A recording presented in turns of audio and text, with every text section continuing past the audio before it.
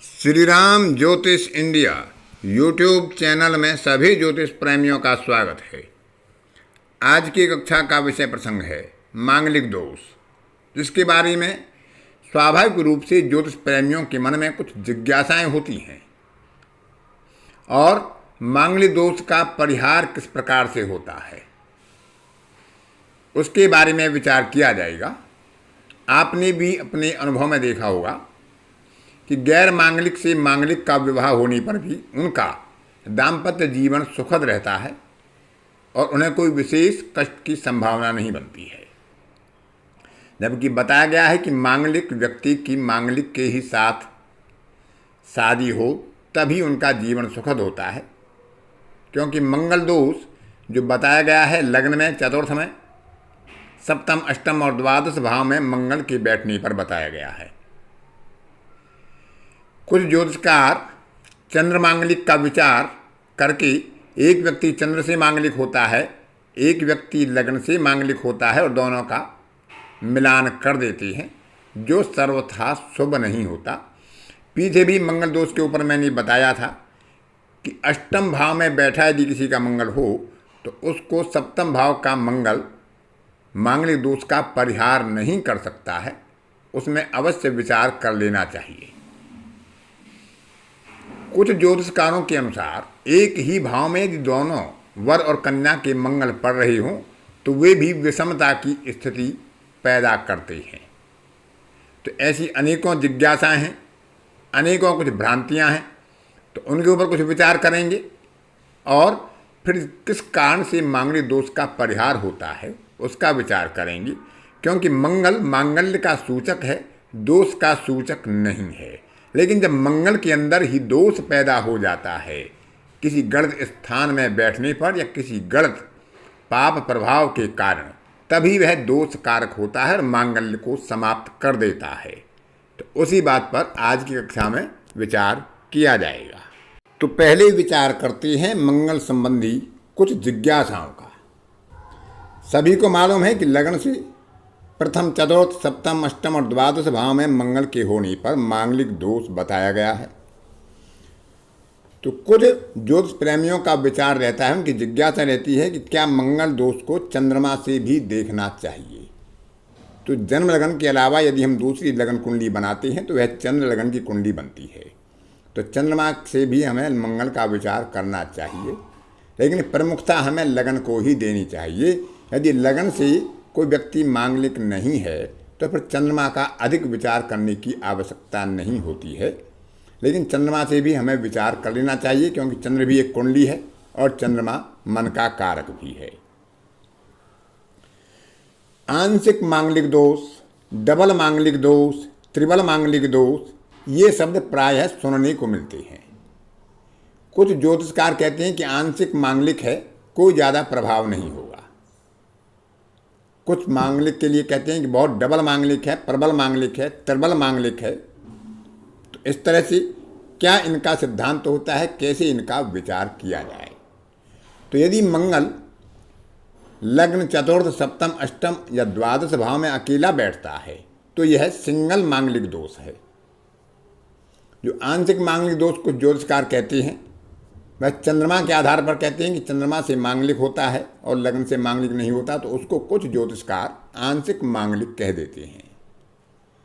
कुछ ज्योतिषकार इस आधार पर आंशिक मांगलिक कहते हैं कि मंगल वहाँ पर कमजोर होता है, अस्त होता है या भाव मध्य से काफ़ी अधिक दूरी पर होता है।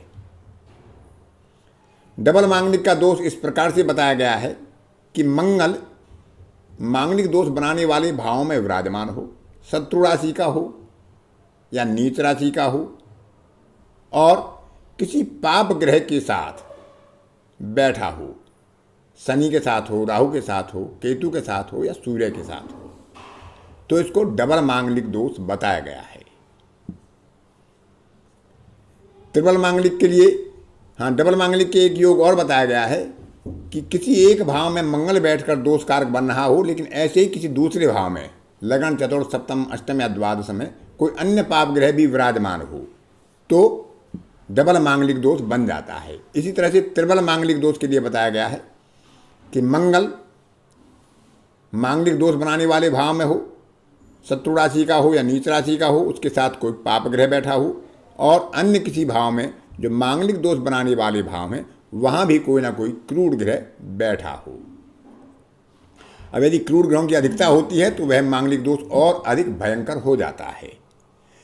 कुछ हमारे ज्योतिष प्रेमी या ज्योतिषकार कहते हैं कि मंगल के साथ यदि कोई क्रूर ग्रह आ जाता है, सूर्य आ जाता है, शनि आ जाता है, राहु आ जाता है, तो उसका मंगल दोष समाप्त हो जाता है।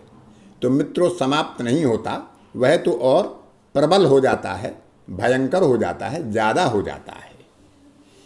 अब भौम पंचक एक शब्द आता है, तो भौम पंचक में मंगल के साथ अन्य चारों ग्रह भी होते हैं जो क्रूर ग्रह हैं, सूर्य, शनि, राहु और केतु, और मंगल सहित ये 5 होते हैं।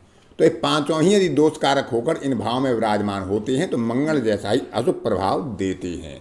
लेकिन मांगलिक दोष ही क्यों कहा गया है? शनि दोष, राहु दोष, केतु दोष या सूर्य दोष को विवाह में मेलापक में क्यों नहीं कहा गया? क्योंकि मंगल मांगल्य का सूचक है और नैसर्गिक कुंडली में वह लगन का और अष्टम का स्वामी होता है, रक्त का कारक होता है, रक्त संबंधी संबंधों का, परिवार वृद्धि का, सुख समृद्धि का और दाम्पत्य में मांगल्य का सूचक होता है। लेकिन यदि वह अशुभ स्थान में हो, उस पर कोई पाप प्रभाव हो, वह पीड़ित हो जाए तो वही फिर दोष कारक हो जाता है। तो इस तरह से मंगल को ज़्यादा प्रधानता दी गई है। लेकिन भौम पंचक में जो अन्य 4 ग्रह हैं उनका भी हमें इन भावों में बैठने का विचार कर लेना चाहिए। कुछ ज्योतिषकार केवल मंगल की इन भावों में स्थिति होने पर ही मेलापक को मनाही कर देते हैं, जो सर्वथा उचित नहीं है।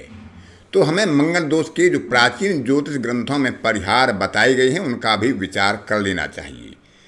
किसी जातक की कुंडली में मांगलिक दोष बन रहा हो और दूसरे जातक या जातिका की कुंडली में उसी भाव में, अन्य भाव में नहीं, उसी भाव में मंगल के तुल्य भौम पंचक वाला कोई ग्रह शनि, राहु, केतु या सूर्य बैठा हो तो वह मंगल दोष का शमन कर देता है। मेष का मंगल यदि लग्न में हो, धनु का मंगल यदि 12वें हो, चौथे भाव में वृश्चिक का मंगल हो, वृष राशि में सप्तम का मंगल हो और कुंभ राशि में अष्टम का मंगल हो तो ये मांगलिक दोष कारक नहीं होते हैं, जैसा हमारी प्राचीन ज्योतिषकारों का मत है। गुरु मंगल से केंद्र में हो या चंद्र गुरु का योग हो, मंगल गुरु का योग हो तो भी मंगल दोष का शमन हो जाता है।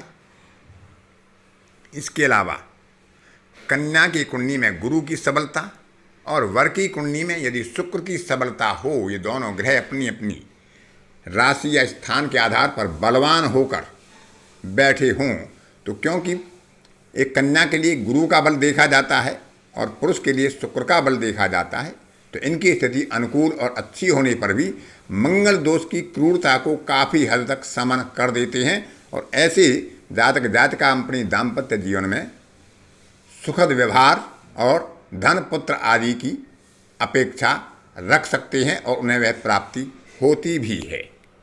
किसी जातक की कुंडली में या जातिका की कुंडली में मांगलिक योग बन रहा हो, लगन से प्रथम, चतुर्थ, सप्तम, अष्टम और द्वादश भाव में मंगल बैठा हो, लेकिन चंद्र लगन से इन्हीं भाव में से किसी एक भाव में शुक्र बैठा हो तो उस जातक या जातिका को आयु, धन, पुत्र, पौत्र आदि और मांगल्य का सुख प्रदान करता है।